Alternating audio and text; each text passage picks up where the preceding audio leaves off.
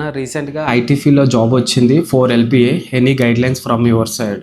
Bro, congratulation first of all. And నా point of వ్యూలో first నువ్వు శాలరీని వెల్ ఆర్గనైజ్ చేసుకో. అది చిన్నదైనా పెద్దదైనా పర్వాలేదు, సేవ్ చేయడం నేర్చుకో. అండ్ నీకు తెలిసిన చోటే చేసుకో. అండ్ డెఫినెట్గా నువ్వు మంచి ఫినాన్షియల్గా స్ట్రాంగ్ ఉంటావు. And next thing, office related థింగ్స్లో ఐటీ ఫీల్డ్ని అర్థం చేసుకోవడానికి ట్రై చేసుకో. అండ్ 6 monthsలో షిఫ్ట్ కొడితే డబల్ శాలరీ వస్తుంది, 1 year తర్వాత షిఫ్ట్ కొడితే డబుల్ అవుతుందని ఈ థింగ్స్ థింక్ చేయకు. ఫస్ట్ నీ ఐటీ ఫీల్డ్లోని నాలెడ్జ్ ఎన్హాన్స్ చేసుకోవడానికి ట్రై చేయు. మంచిగా స్కిల్ నేర్చుకో.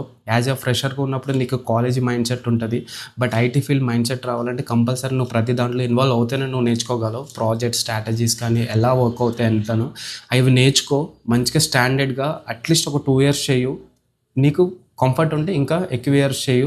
నెక్స్ట్ ఒక డెసిషన్ తీసుకో. సో స్టార్టింగ్ షిఫ్ట్ కొట్టడానికి ఇవి కొట్టడానికి ట్రై చేయకు.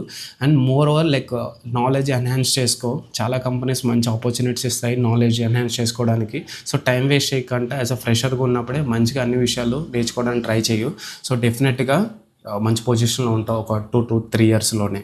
Thank you.